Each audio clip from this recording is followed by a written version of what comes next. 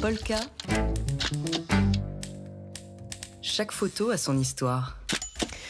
Comme chaque vendredi, on parle photojournalisme avec vous, Dimitri Beck de Polka Magazine. Bonjour. Aujourd'hui, Dimitri, vous évoquez la photo de la semaine qui a été prise à Mariupol, en Ukraine.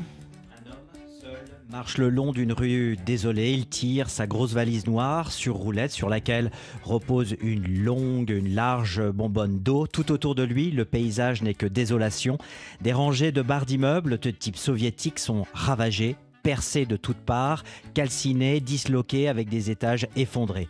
Toute forme de vie qu'il pouvait y avoir dans ce quartier résidentiel de Mariupol est éradiquée. Seuls restent comme des squelettes brisés les structures fantomatiques en béton de ces immeubles tout juste destinés à être rasés. À leurs pieds, quelques frêles arbres, enfin ce qu'il en reste, l'or. Des vestiges plutôt, eux aussi cassés et brûlés. Cette photo de la fuite de cet homme d'une cinquantaine d'années environ, peut-être un peu plus, au milieu de ce décor anéanti, a été prise il y a 2 jours par le photographe Alexander Hermochenko pour l'agence de presse Reuters.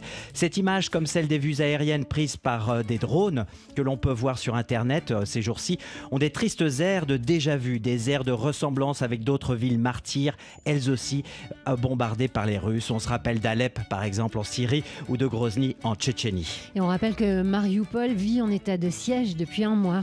Et oui, cette cité portuaire et industrielle sur la mer d'Azov, à une cinquantaine de kilomètres seulement de la frontière avec la Russie, est un enjeu stratégique majeur pour Poutine afin de relier le Donbass à la Crimée. Alors très vite, depuis l'invasion de l'Ukraine par la Russie, la population avec ses 440 000 habitants donc de Mariupol a été coupée du monde, privée d'eau, de nourriture, d'électricité, de chauffage et de moyens de communication. Les habitants sont pris au piège dans leur propre ville.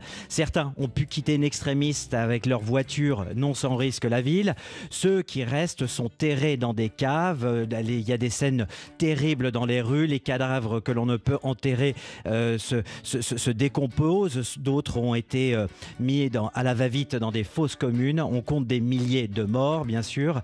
Et déjà, des dizaines de milliers d'habitants ont dû fuir l'Ukraine vers la Russie. Alors on estime qu'il y aurait plus de 160 000 civils qui seraient encore bloqués dans la métropole, pilonnés sans relâche depuis plus d'1 mois par les troupes russes qui contrôlent encore la grande majorité de la ville. Alors il y a une série d'accusations, un génocide pour les autorités ukrainiennes et un crime de guerre pour l'Union européenne avec ces bombardements significatifs sur une maternité, un hôpital ou ce fameux théâtre dont on a entendu parler à un moment donné. Alors il y a une lueur d'espoir puisque Moscou a affirmé qu'un couloir humanitaire serait ouvert ce matin. Ça devrait commencer dans quelques minutes à 9h, heure de Paris. Et oui, un couloir humanitaire devrait permettre aux dernières personnes d'évacuer cette ville assiégée, mais côté ukrainien et occidental d'ailleurs, beaucoup pensent que l'opération ne pourra pas être menée à bien. Le comité de la Croix-Rouge internationale avec les autorités ukrainiennes ont dépêché sur place un convoi de 45 bus afin d'évacuer le plus de civils possible au plus vite.